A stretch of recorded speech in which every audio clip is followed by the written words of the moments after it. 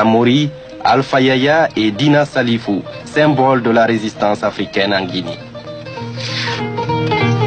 Samori Touré, pendant 17 années, il a incarné les vertus et les qualités patriotiques des peuples africains. Le héros du Soudan tint en échec les troupes françaises sur les deux rives du Niger, le long des frontières de la Sierra Leone, en Haute-Côte d'Ivoire et près du Libéria.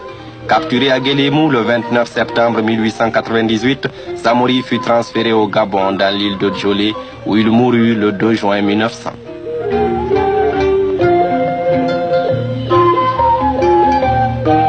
Foulamori, la résidence préférée d'Alpha Yaya Diallo, roi du Labé.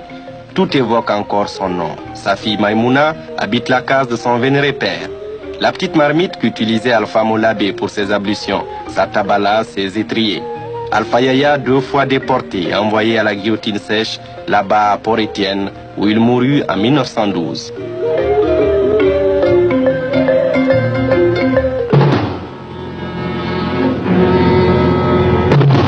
Avec l'exil et la disparition de Samori et d'Alpha Yaya, la nuit envahit le continent africain. Lourde et longue nuit coloniale.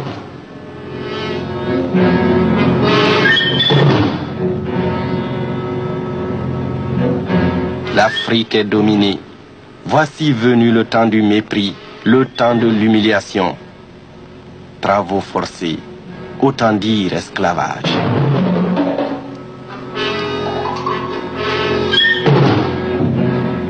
Jadis, 200 millions d'Africains vendus sur les marchés d'esclaves. Mais aujourd'hui, l'Afrique est occupée. Elle est partagée entre les principales puissances européennes.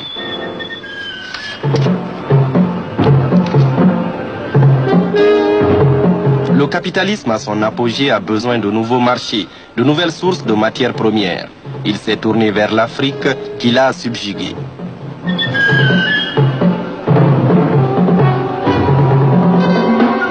L'homme d'Afrique est devenu un esclave, un être détesté, méprisé, discriminé, qui n'aurait, au dire des maîtres d'alors, ni culture ni civilisation. Bafoué dans sa dignité et dans sa personnalité, sans liberté et sans responsabilité, l'homme d'Afrique devient étranger dans son propre pays.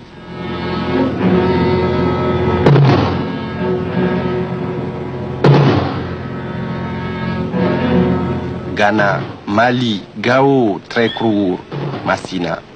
Souvenir du paradis perdu. Nostalgie des cités antiques qui peuplent la mémoire de toute une génération.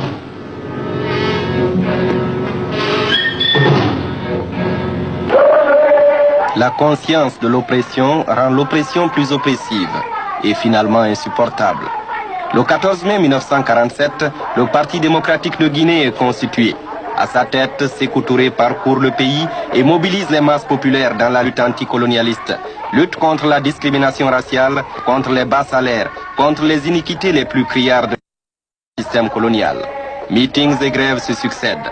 En 1957, 10 ans après la constitution du PDG, le premier gouvernement semi-autonome de Guinée est formé.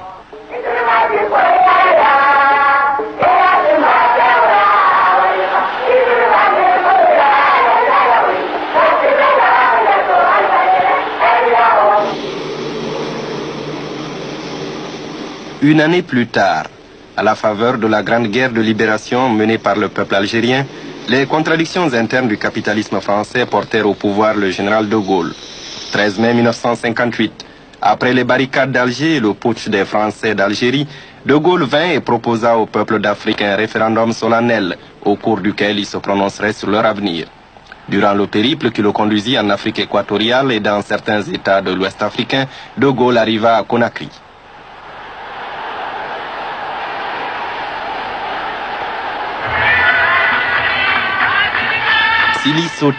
Sili Sotaï, l'éléphant est entré dans la ville.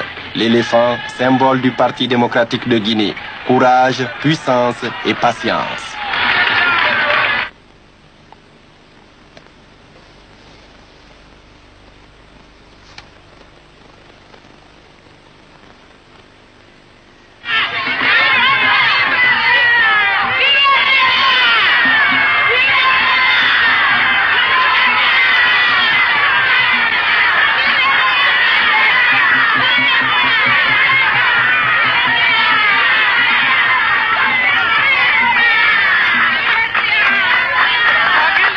heure historique et solennelle. Nous avons quant à nous un premier et indispensable besoin, celui de notre dignité. Or, il n'y a pas de dignité sans liberté. Nous préférons la pauvreté dans la liberté à la richesse dans l'esclavage.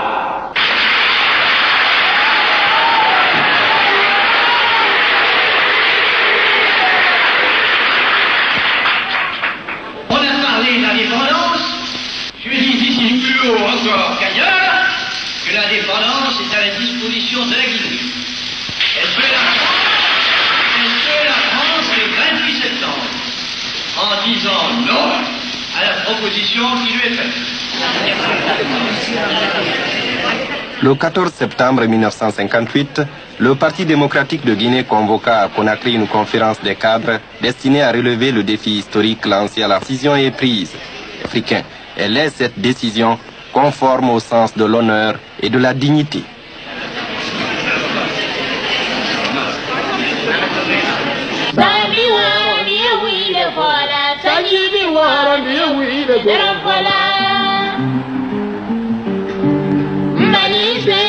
La Guinée marade, mais Geralona, Béafon, non. Banise, la Guinée marade, mais Geralona, Béafon, non. Colate la bisabani sabame, Olibella Lito. Kunati, Worobi, Filame, Olibella Lito, Sabuka, Béafon, non. Faranani kisidu katati bedela beira kalu masatali zere kore anye duwa ute be afonno no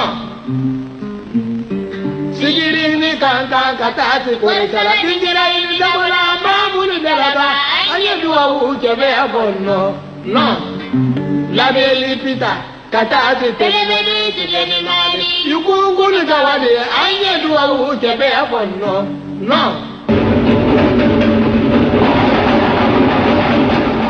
29 septembre 1898, c'était à Guélémou. Samori était arrêté et déporté au Gabon sur la lagune de Logoué. «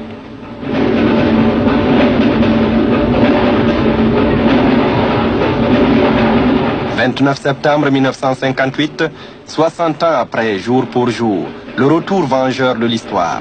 Nous avons vengé Alpha Yaya, Dina Salifou, Mbalia Kamara, Oumar Dramé, Bari Gassimou aussi. Le 29 septembre 1958, quand le Guinéen se réveille, il renaît à la dignité et à la liberté. Le 2 octobre, la République est proclamée. Thank